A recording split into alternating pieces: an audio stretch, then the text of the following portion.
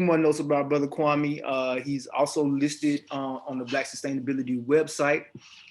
He's one of the featured projects that we hope to continue to support and hope to connect with as we journey to Ghana for the 2021 summit in person. He's also, I noticed, the leader in terms of the Hoover platform. He's on the leaderboard as the person who has engaged with the summit the most so far. So we want to big him up for that as well. But without further ado, Brother Kwame, please share what you have to share with the people. Okay. Greetings from Ghana and greetings from Africa. I'm going to be talking about Ghana's agriculture. Will it be sustainable or not? And then first of all, my name is Kwame Osuejapa, but then I have an English name, Theophilus. Um, in Ghana, most kids grow up with with English names, but then when you grow up and then you don't really like it, you could just mention your own. So I'm Kwame Osuejapa. And then, as said earlier, I'm a farmer. And then I mostly do farming in the permaculture way using regenerative agriculture approaches. So I'm coming to share my screen and then talk about the session for today. This presentation, I'm representing Near OT Foods, of which I am the owner and then also the general manager. So the organization which I represent is Near OT Foods. So I'm talking about, as I said earlier, Ghana's agriculture to remain sustainable or not. So let's look at Ghana's agriculture in an overview perspective. So first, Africa holds about 60% of the global arable lands. That means land that is able to be used in farming. But then Africa records the lowest amounts of production in terms of volumes. And then we look at Ghana's agriculture. It contributes to 19.7% of our total GDP. And it only employs about 33.5% of the people who are eligible to work, people above 18 years, active labor force. And it accounts for about 30% of our total export earnings.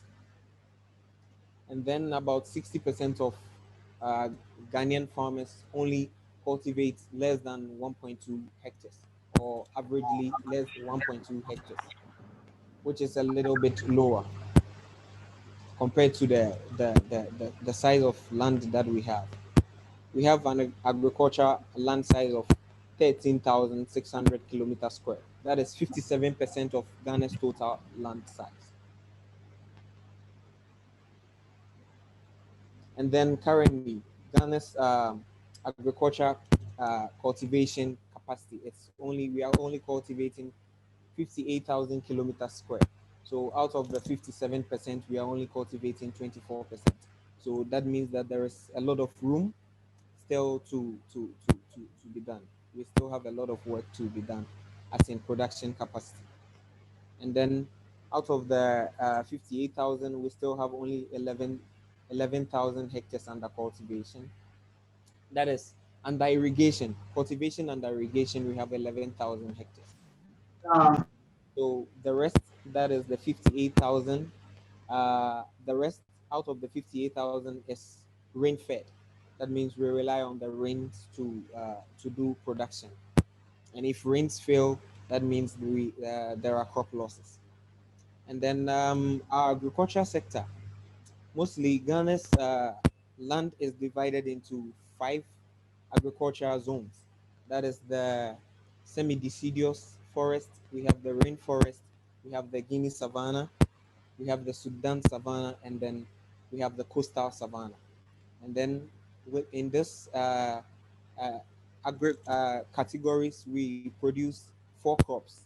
We do 4 production. That is 4 production sectors.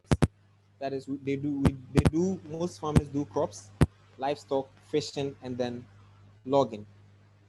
So they log for firewood and then they log for sale as timber.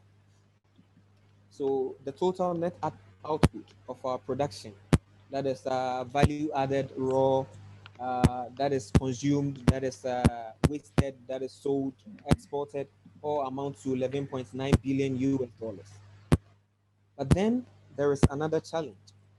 Ghana exports food, and Ghana exports Ghana exports 2.4 billion US dollars of food every year, compared to the amount that we sell that goes waste that we consume locally. Okay, so the challenges in Ghana's agriculture sector. The first challenge is poor financing.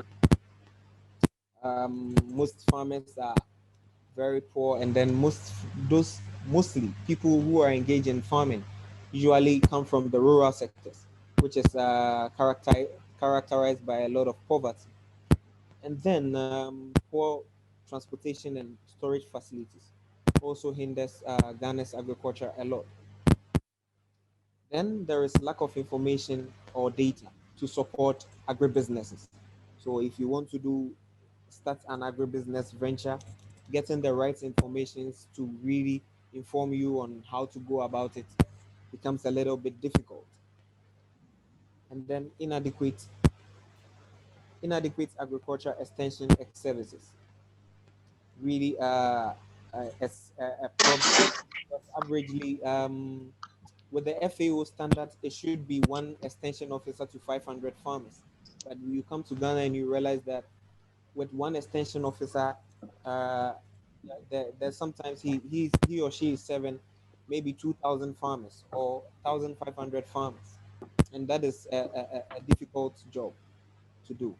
And then low mechanization and poor adaptation to technology. So most farmers in Ghana are still using hoe and cutlasses to do farming, which means that they take a lot of time to really cultivate their land sizes. So they are not able to cultivate large land sizes that mostly they would have wanted to do. And then land tenure systems. Our land tenure systems, or the way land ownership is in Ghana, is a little bit unfavorable to agriculture and farming, because most lands are owned by are owned by the chiefs, and some are owned by individuals, and then the government also owns part of the land. But then there is a system where most of the times you have to constantly renew, probably when there are deceased chiefs or people, there are conflicts as to the payments that you made to the land. So it becomes difficult for people wanting to venture into agriculture in Ghana. But then, out of all these challenges, Ghana still has prospects. That makes it a very good place to do farming. And some of the prospects are that there is still a way that people can still come in to do climate resilient and adaptable technologies. That is bringing in climate resilient and adaptable technologies into our farming systems. Because already, as I said earlier, we are already our farming system is characterized by hoe and cutlass. Most farmers use hoe and cutlasses in this modern day, and then it also hinders the rate or the production size. Then we have less processing factories, so this is an opportunity. If you want to do agribusiness in Ghana, food pro, food processing or agro processing is one sector that it's very open for people to really come into. And then feed production and processing, feed for livestock, for poultry. It's really it's hanging in the balance, since till now we still import some feeds to still feed our livestock, even though we still don't produce much, but we still import feeds to feed them. And then smart seedling production.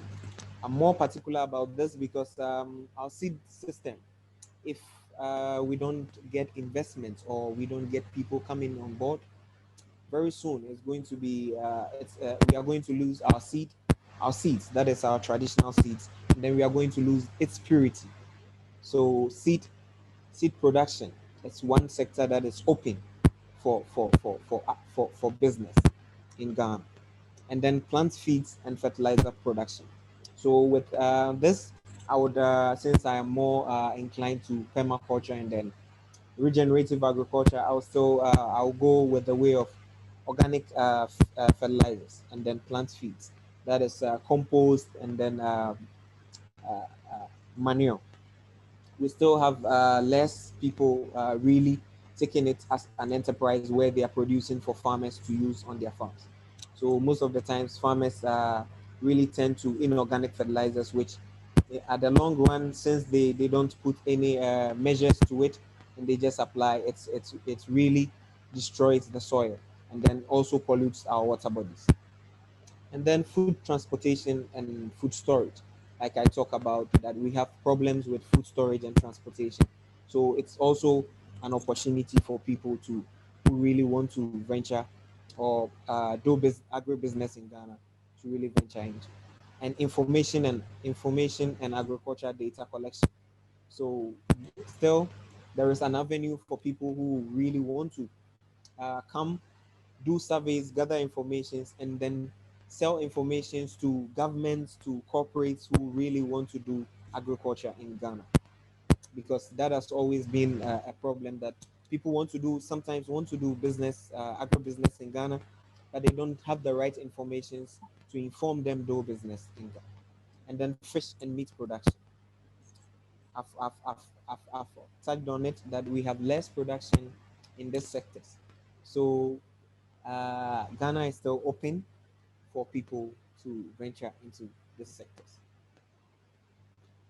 And then I come to the main agenda for today, or what I am here to talk about. That is near OT foods, and then our system or our production that we are doing, our regenerative agriculture system. So near OT foods, we are really a fruit, vegetable, herb, spices, and then a beekeeping venture. And then we do currently we are into production, but then our mandate allows us to do processing, packaging of the various products by per our registration mandate. We can do those things. And then we are located in Ghana, in the Ashanti region. That is Achumangwa Bieja Municipal, and precisely in Carrier, in Quantin. So our mission and vision. Our mission is to contribute to building a sustainable world by providing quality foods while supporting community development. And then our vision is to warm the hearts of consumers with quality products, creating and managing sustainable farms that provide food for people today and think about tomorrow's generation while supporting and improving communities of operation. So our venture is more of a social enterprise. So we are based in a rural community. Our farms are based in a rural community, and then our plan is that whatever comes out of our profits, we dedicate some quota to the development of that community. And then our current work. So currently we are building a regenerative Moringa agroforestry in a rural community. Like I said earlier, and then we are growing Moringa as the main crop. And then we have also incorporated into the Moringa, we have plantain, we have vetiver, we have citronella, and then we have lemongrass. This is the reasons why we incorporated them. Our land is a little bit slopey. And then we did a soil analysis for our farm. And then we realized that the soil hydrology is low. And then also the nutrient contents of the land, it's very appalling. So our remediation practice is introducing plantain. The plantain is to serve as soil water conservers. Since plantain contains a lot of water, it's able to store a lot of water in its stem. That will feed the moringa during the dry seasons, because Ghana has two major seasons. We have the dry season and the rainy season. The rainy season we have a lot of rain, and then in the dry season we have drought. So in the time of drought, because the roots are intertwined on the field, The root systems of the crops are intertwined. The moringa takes water from the plantain. And then we have the citronella. And then the citronella serves as erosion checks. So it prevents water since our land is slopy. It prevents water runoff. And also it's able to catch nutrients onto the field since we already have issues with soil nutrients. So it's a way to conserve soil nutrients.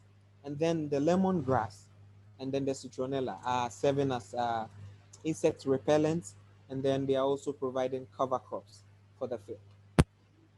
So at the end of the day, this is the method. But then going forward, we want to also incorporate into it other fruits other fruits trees, so that we have kind of a food forest system.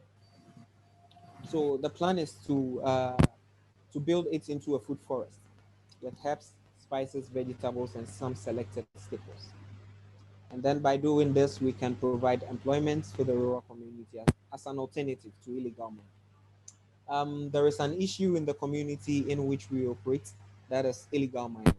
And then Ghana's mining, most of the times, 95% is illegal. So our approach is that through production, can find an alternative for the rural folks to illegal mining. So our production and processing and our operations become an alternative where we employ the rural community in that. And then our next step is to use 5% of our annual profits. That is in the beginning.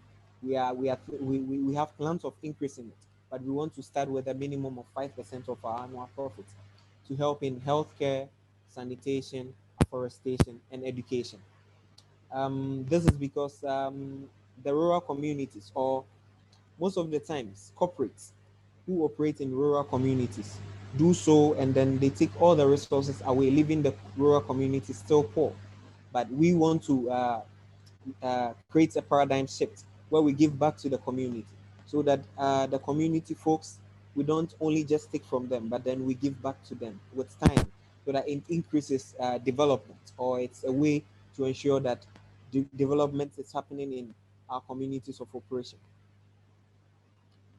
And then this is just a pointer that the cost of environmental degradation in 2012, according to the Green Economy Report done by United Nations Environmental Program, says that Ghana loses 4.1 billion US dollars due to environmental degradation. That is 10% of our GDP, or that was 10% of our GDP in 2012. So that is why we are saying that we want to do farming, but then we want to do it in a way that sustains the environment, or is sustainable to the environment and conserves the soil. So our working pictures. So these are some of the few pictures that I could share. I wanted to share more, or and then people can also on my over page, I think I have the link to our website where people can check out with more of our pictures. So we have our soil analysis taken, and then we have to do contouring. Due to the slope of our field, we have to do contouring. All these are soil remediation practices that will help us conserve soil moisture, protect the environment, and also produce food more profitably. And then the next picture, we have a trench dug. That is the contours that we are doing. And then community members helping in sowing. And then the last picture is the field growing. That was the field in 2019. Yeah. And currently it has improved. So, and this is an old picture. So that is it. So in conclusion, I have the belief that regenerative agriculture has the potential to make Ghana's agriculture sustainable, climate smart, and solve food security issues. Why am I saying this? Because with regenerative agriculture, we are going away from the traditional industrial monocropping system, And here we are trying to put in elements that will help the plants grow, that will support each other, and then that will help conserve soil moisture and then protect the soil as well as protect the environment. And then with this system, you produce a lot of food per given area. Looking at our system for example, moringa is the main crop which we are growing. But then the plantain is a staple food that is eaten locally in Ghana. So then we also have a staple food for the rural community. And then the lemongrass and the citronella.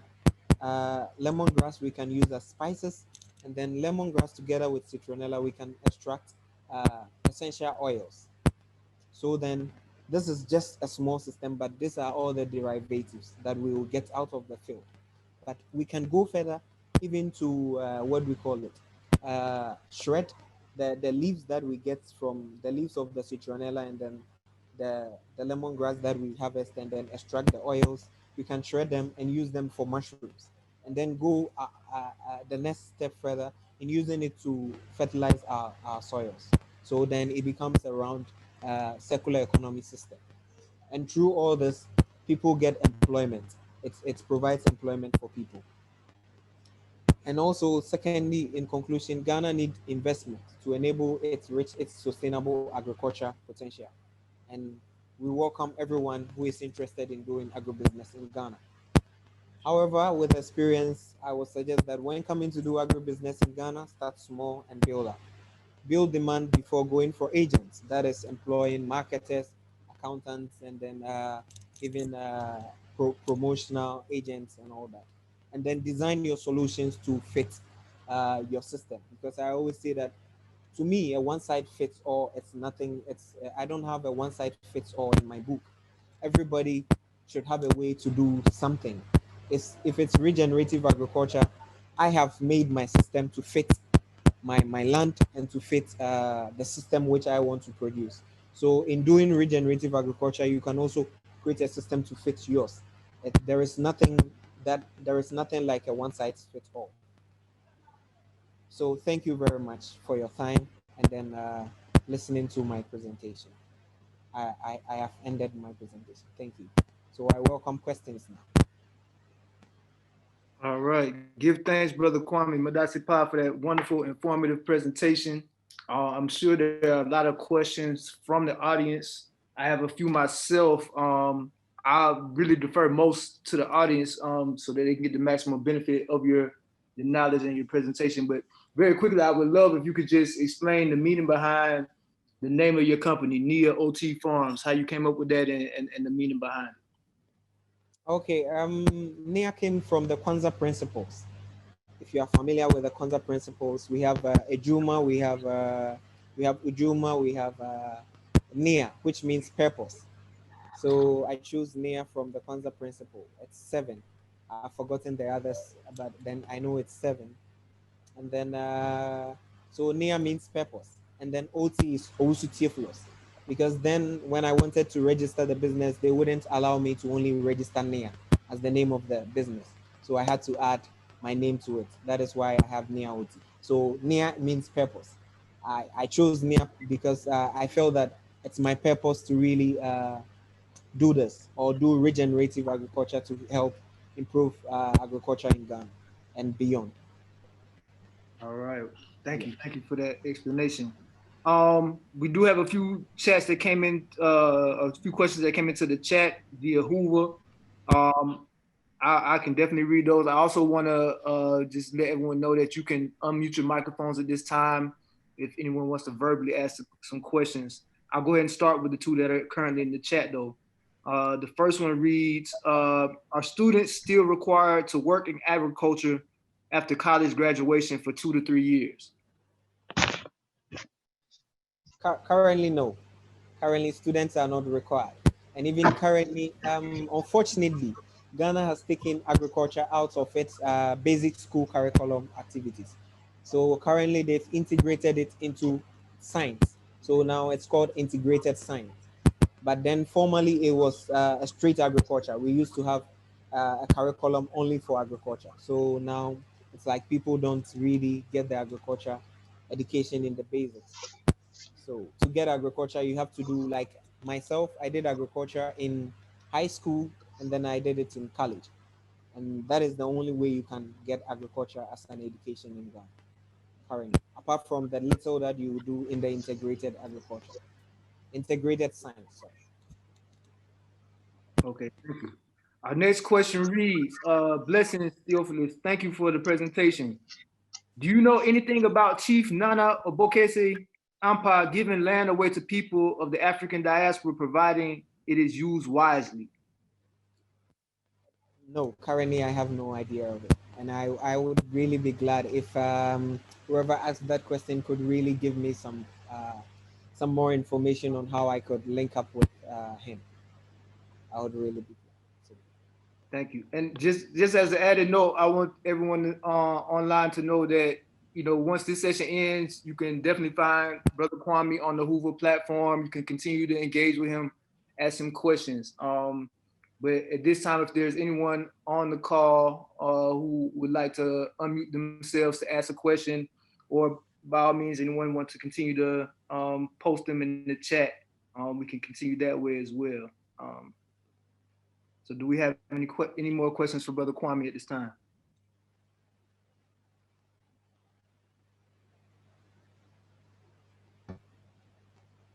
Okay. Charles, Yes. Charles, can you hear me? This is Vivian Stewart. How you doing, everyone? Wonderful. Good to hear you and see you. Yes, I'm Vivian Stewart. I had asked a question, Kwame, and I put the link in the question and answer. But I'm hearing it's true. I'm still doing more research, but I've been researching it. But I don't know how free it is. There's no cost for the land. I can't remember how much. I can't, but naturally there's fees for the processing and all of that. So it would be good if you can look into it since you are there and to get back to us about it. But I'm a researcher, but I'm not there. So yes, it's I'm hearing some good things about it, but I don't know personally. okay, Okay, I'll definitely follow up to that. great. Thank you. Mhm. And I'll just chime in on that note. I'm not sure about this particular chief or his arrangements, but it's definitely something I'm familiar with, and I think something that will continue to become more commonplace for landholders and families on the continent, particularly in Ghana and other regions where there's a large uh, repatriate population to offer land and land agreements in certain ways. You know what I mean? So definitely, it's always worthwhile to do your due diligence and research and investigations before moving forward. But it's very likely a viable opportunity. Yes, Charles. And get to know, and I just add this, I'm sure you already know, but get to know the work that Dr. Irikana Chiambori Kwa is doing. She formed the organization called ADI, African Diaspora Development Institute, ADI, ADDI. She's bringing together engineers. Now, this is her organization with a great team. And bringing engineers together. She's bringing medical people together. She is working to bring the African diaspora, naturally all over the world, together. And she's connected to Ghana. So get to know the work she's doing. Okay, thanks for the information. Oh, you're welcome. Thank you, Mama Vivian. You could also maybe reference some of those organizations and people in the chat as well, just for people to refer back to. I think that may be helpful. Okay. Do I put it in the chat? Because I heard it's better to put it in the Hoover, Yeah, that it's saved there. That's why I put it in the Hoover. Yeah, the Hoover is fine. Yes, the Hoover has places where you can post notes. You can start message threads, chats, etc. So wherever you feel. Oh, multi-deal within the Hoover Oh, platform. I'm so Yeah. yeah, I'm so sorry. I put it with the session. I'm looking at it, session question and answer. But I'll put it in the chat also Okay, of yeah. Hoover. Either is fine. Yes, thank you. Okay, thank you. Do we have any other questions for Brother Kwame? This is Nobantu. Greetings, Charles and Brother Theodulus. Not sure if I'm pronouncing his name correctly, but I recall that when President Jerry Rawlings was president of Ghana, he had stipulated that because students were wanted to stay students and wanted to work in offices, and nobody was really working in the farms, and he had required that students had to spend at least 2 years, 2 or 3 years working in agriculture. So I'm assuming that that's no longer the case based on your answer. That system it's a long stop. Like it's normal. Okay. So do you think it needs to come back, given that we don't have that many people working in the agriculture? Everybody wants to work in the office and wear their suits and, be business women and men rather than work the fields? Um, for me, I think another approach it should be a little bit reformed because then people who don't really want to do agriculture are not really uh, their time is not really wasted. But then I know people who are interested in agriculture, but they don't know where to get into it because they didn't get the basics in school. So I think that there should be a system or there should be a curriculum in the basic school system where kids do a little bit of gardening, they learn about the garden tools, and then they learn about the crops, and then they grow them, at least even if it's 10 crops, then they grow them and then they know how it grows and all that. And I think that it's a way to harness really people's interest, because then I also worked as a volunteer for the Global Eco Village Network, which I am still original representative of Ashanti region. And then we did a project called Plant, that is permaculture, livelihood, agriculture, nutrition, and transformation. And with this project, what all that we seek to do is that we wanted to harness the children in basic school, their interest in agriculture. So we set up a permaculture garden, and in that garden we planted about 20 different crops, and then we did with them together composting, and then we did waste management and separation.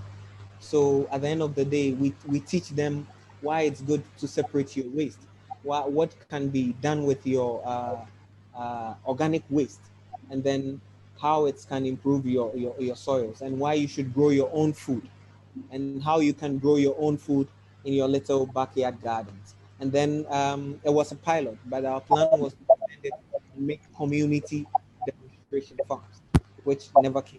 But I think that approach really helped people, because the reason was that then we also try to infuse people's, somebody has interest in just being an orator, talking. So when we go to the field, that person, whoever wants to volunteer and talk, like for the day, be the organizer of of that day's session.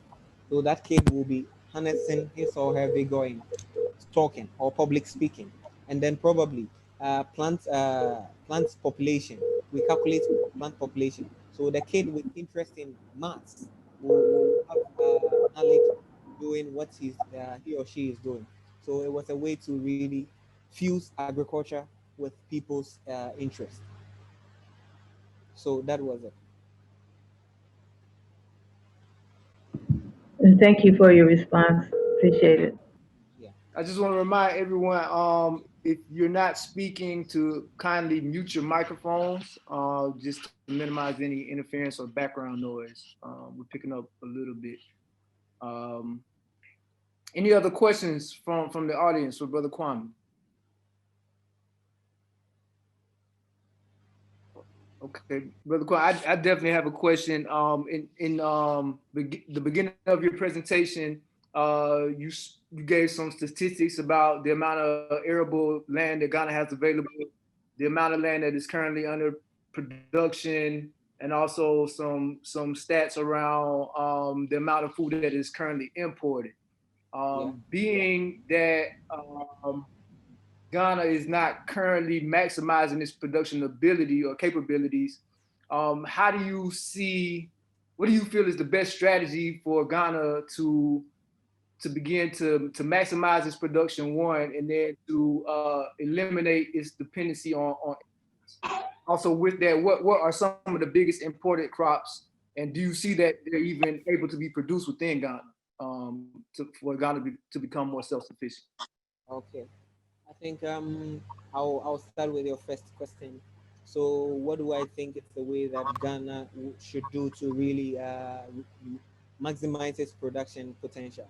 I think it should reduce politicization of agriculture. That is the first and one of the bigger problems of making agriculture more of a political campaign team than making agriculture really something that has to be tackled. So that is the first thing. And then also, I think there should be systems in place that will really help private investment into agriculture. Mm-hmm. Yeah. Wonderful. And then so secondly, I think currently we import a lot of rice, and then we import a lot of vegetables. Right. And Yeah. those are things that definitely could be produced within Ghana. Yes, they could really be produced within Ghana. And that is why I'm saying we should stop politicizing agriculture. I think the government came up with a very nice project of doing dams in villages for agriculture. But then looking at the rate of the dams and the quality of the dams, it's unfortunate that it was a very nice idea and a very nice initiative. But then the way it's going because of politics, it's I don't know if it really would live up to its potential and then its expected outcome. Mm-hmm. So if politics is left a little bit out of it and it's made a little bit a way that becomes a community-based social enterprises, that I think that will be a very nice way moving forward. Okay. Yeah. Thank you. Uh, I do have a question. Yes, please. Uh, Greetings. Thank you, Brother Kwame, for your presentation. Mm, I'm not sure I really understand what you mean with politicizing agriculture. If you can elaborate a little more about that. And also, in terms of, you said you need investment in terms of transportation and storage, if I remember correctly. And if you can go a little bit more details about that. Is it about trucking? Is it about having people who have large storage units? Yes. And if you also need refrigeration for the storage, and is there already a structure for people to have energy to store those crops? Okay. So when I say politicization or politicizing agriculture, like I've already said, there is a project by the government called the one district one dam project, and then the project is to make dams for agricultural purposes in Ghana. And this was a political a political what do you call it, manifesto promise. And then 4 years down the line, we still after 4 years of in government, the current government being in station, we still don't have a dam that could supply a community for production all year round. And then secondly is the way we make inputs that we Ghana, most of the times there is currently a project under one planting for food and jobs initiative in Ghana. And then with this initiative, the government has some selected crops that he's doing in communities. And then also he imports fertilizers for farmers. But then the question is that if you give fertilizers to farmers, ideally in today's agriculture, before you apply fertilizer, it has to correspond to the area of land that you are using, and then it also has to correspond with the crops, and then even the soil nutrient content. You don't just apply any fertilizer, but then the government is giving subsidized fertilizers, and farmers buy them and use them. But with time, you realize that productivity will drop just because the soils have become acidic. So it shouldn't just be saying we'll give people fertilizers as a political thing, but then there should be measures in place to bring in a little bit of private investment. So people who want to collect data, that is why I said data collection on soils and even soil quality, that will come to inform the government if he really wants to help farmers improve their productivity with fertilization. It will inform the government on what to do, but then it shouldn't just be giving people fertilizers for a political agenda. And then secondly, with transportation, I think that one issue we have is that people produce foods in the rural communities, and then it cannot get to places where people need them. I will not say that it cannot. People, there are production centers, and then the foods cannot get to areas where people need them. Okay. And then you move around and you realize that we don't have enough storage spaces. Most of the storage spaces that we have are for cocoa, which is the major crop that we produce in Ghana, and we export, because most farmers who even grow cocoa don't eat chocolate. Yeah. Yeah. Mm. So that is what we have storage on. But then there should be storage for beans, for rice, for so that at the end of the day there will be all year round uh, availability of these crops. Mm. So that's your question. That's my answer to your question. Thank you, brother. Hey, brother Charles, how you doing, bro? Sorry, I didn't agree with you properly when I first came in, so sorry. No problem, brother Bootman. Good to hear you. Good to see you, King. Good to hear from you too, bro. Any other questions for Brother Kwame? We still have a few minutes left, and we definitely want to maximize the time we have with him. So, is there any other questions?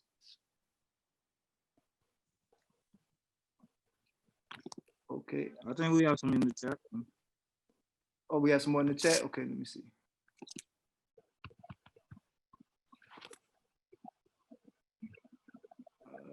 Let's see.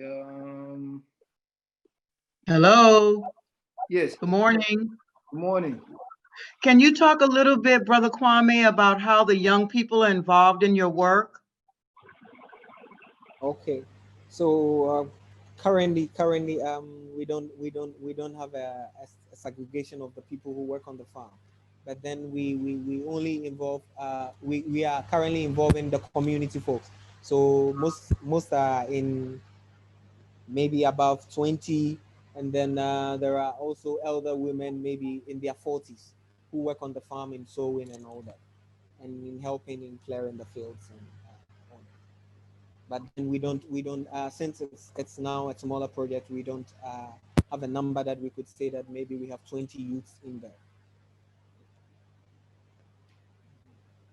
Okay. Are you thinking about trying to organize or mobilize people to actually request that agriculture be placed back into the curriculum to assist in changing what's going on there in Ghana in terms of agriculture? That's a great pointer. I have not really considered that, but I think this is something that I have noted in my book, and then it's something that I would really start conversations around to see how I can start a movement in that regard. I think that would be an excellent idea, and that's something perhaps the summit can give some assistance to. I'm not a part of the network as of yet, but I plan to become one person and one organization. So we will put that on our agenda. Okay, that would be great. Brother Kwame, we had a few questions around the role of GMO crops or GMO seeds and companies like Monsanto and how they are involved or impact Ghana's agricultural landscape. Okay. So that is what I'm saying, especially with seeds. Currently, apart from maize and then some staple crops, with most seeds are imported. And then currently there is a bill that is still in Parliament and discussion on the floor of Parliament to pass a plant breeders bill where people can really do genetically modified crops that seed breeders or breeders in Ghana can really work with genetically modified organisms in their breeding. But then there is an organization that is really against it, which I am even in support of it, and I am also a member. That is the Food Sovereignty Ghana.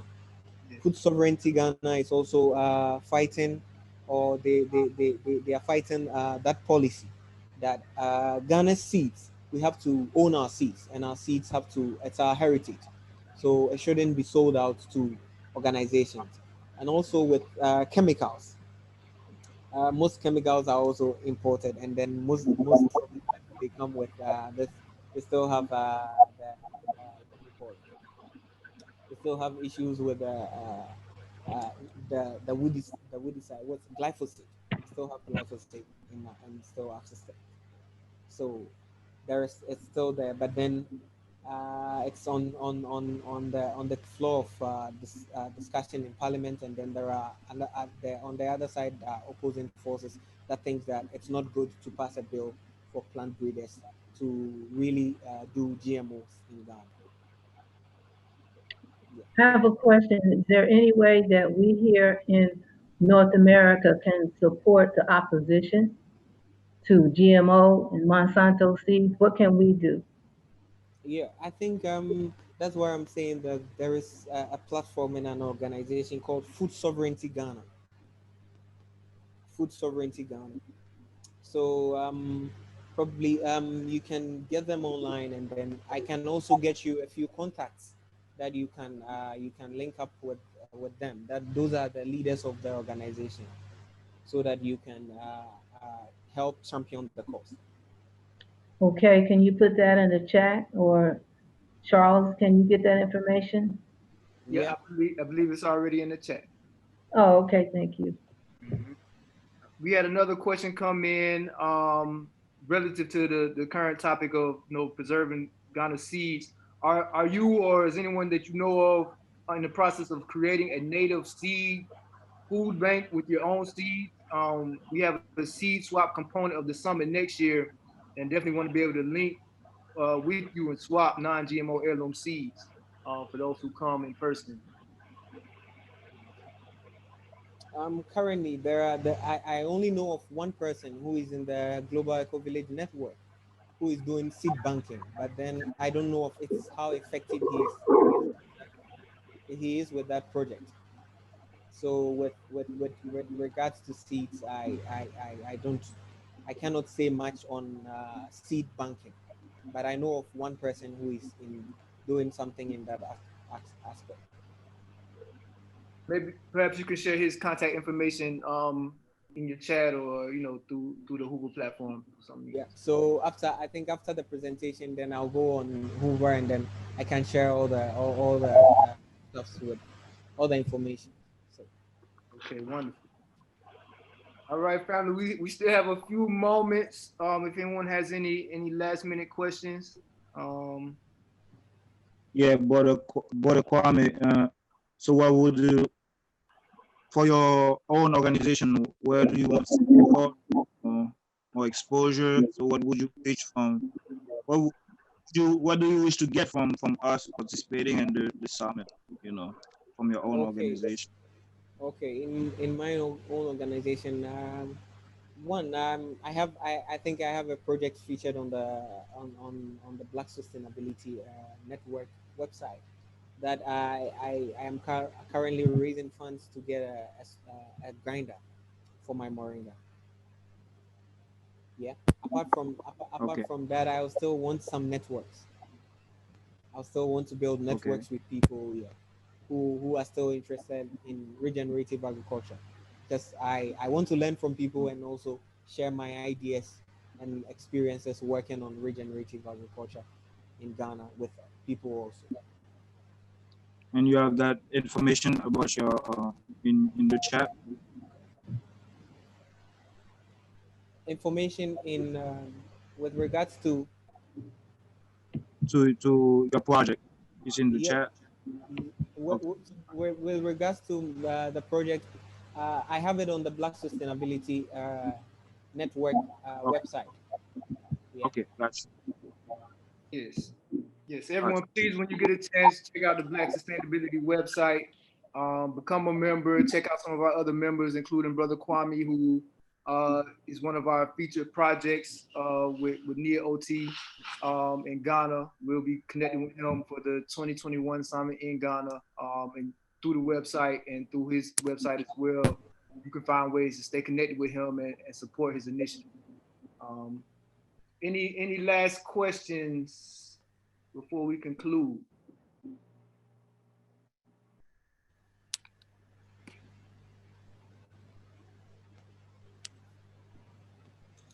All right, I got one more question, Brother Kwame. I got a few more actually, but I don't think we'll get them all in. You use the term regenerative agriculture, which I'm definitely familiar with. You've also used, terms like permaculture, another practice that I'm familiar with. I think many of the people on the call probably are as well. And at the same time, we know that prior to colonization, prior to Monsanto's and our whole traditional agricultural production methods being co-opted or eradicated and destroyed on different levels, that it's within our nature to produce things in a very regenerative and sustainable way. Whereas now we have a lot of Europeans who go and actually study true traditional practices and rebrand and recoin the terms and put out terminology like regenerative and permaculture, knowing that it's actually traditional practices, right? So just from your experience as a native Ghanaian and someone who's also gone to university and officially studied these different methodologies, how do they compare and contrast? Somebody's phone is ringing. I don't know if you can mute your microphone. But how does true traditional agricultural production in Ghana compare and contrast to what you've learned in university around regenerative agriculture and permaculture? Yeah. So in comparison, you realize that there is a similarity, just that we are now rather adopting the industrial monocropping system, because with our traditional farming system, we realize that farmers grow crops together. They grow crops in complements. That is, probably they have plantain, they have cassavas, they have cocoyam, they have I'm they sorry. have Someone please mute your microphone. they have pepper all growing in on one piece of land. And then, even though they didn't know the importance of it, but the importance of it is that there is biodiversity among them. And then some also works as repellents to insects on other crops, and also some serve as even shade for the other crops. But then now people want to maximize productivity, and then they are adopting the traditional monocropping system, and then they are clearing all the land, and then they are growing one crop, and then they harvest, and then they grow this they do another season, or they do another cycle, which it's now very bad, because at the end of the day it affects the soil, or it affects it doesn't help in soil conservation, because once you clear the land, then it means that erosion can take place. And also, for the fact that every time you are tilling the land, it also means that you are losing most of the topsoil, and also the nutrients, and even soil microorganisms are also dying. So that is the differences that they are now adopting. But then I think in adoption we have to still go with our traditional system, which was more regenerative, but then we have to adopt ways in which we can maximize that productivity. Absolutely. I think that's a perfect way to conclude. It really just reminds me of the whole concept of Sankofa. You know what I mean? Taking what we traditionally know and have utilized and using that to progress forward. So, Yes. Brother Kwame, we thank you for your time. We thank you for your knowledge. and Yes. sharing with us. I We think are at 12. someone has something to say. Yeah, I I apologize. not very quickly. I don't know. Okay. Down. I'm sorry I did get here late.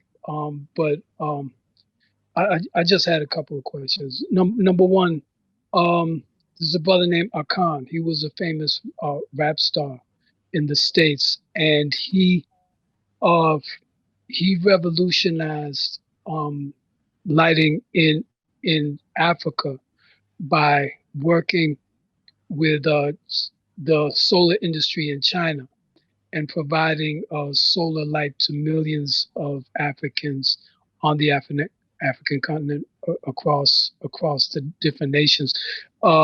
Has Akan been doing any work with Ghana? Uh, if not, are there any prospects for incorporating solar energy or incorporating communications? I want to know how communications can play a role in the business of agriculture in terms of communication, Okay. communications infrastructure. Okay. I know Ekon has been to Ghana a couple of times, but I don't know. I have no knowledge if he has a project here. But I know he has projects in other countries, and especially Senegal. That is the first answer to Excellent. your question. And then the second one, I think, yeah, with regards to energy, we can really incorporate solar into agriculture. That is in regards to energy, and also with communication. Mm, with communication, I think this is how communication can really be incorporated by making platforms where people can really share their produce and then get uh, people buying, and also how rural market women can really have a system where they can easily communicate with buyers. Okay, So good. Um, uh, One more question. There's been a problem, at least in this country, where a lot of the bee population is dying off for a number of reasons. Some people believe it's from the pesticides, uh, any number of reasons, but it's the bees that fertilize the crop. So if there's no bees, there's no food. Is there any kind of similar condition or the potential threat of a similar situation in Ghana? um, in Ghana, no, and I think it's even in I can boldly say that it's in Africa. I think in the there is this varroa, that affects beekeeping, bees in the temperates. And then when it affects them, they don't move out of the hives, and they stay there and they die. But then in the tropics, our bees are more aggressive. So they move out the moment there is a varroa virus attack. And also, yeah, we have problem of pesticides killing insects, killing our bees, but not on a scale that they all die like in the temperates where they all die in the hive. Because in the temperates, the problem is that they stay in the hive and they all die. But here you realize that they will die on different, you see them on the farm that they are dead on different parts. Because once they get into contact, they are not able to move longer distances, then they die off. So that problem is there. Yeah. Okay, thank you. Welcome.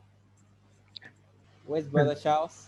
Okay, Brother Charles had to go. He's moderating the next session, so I'm gonna seal up for him. Brother Kwame, we want to say thank you, Madasi Pa Pa Pa Pa Pa, for your magnificent presentation.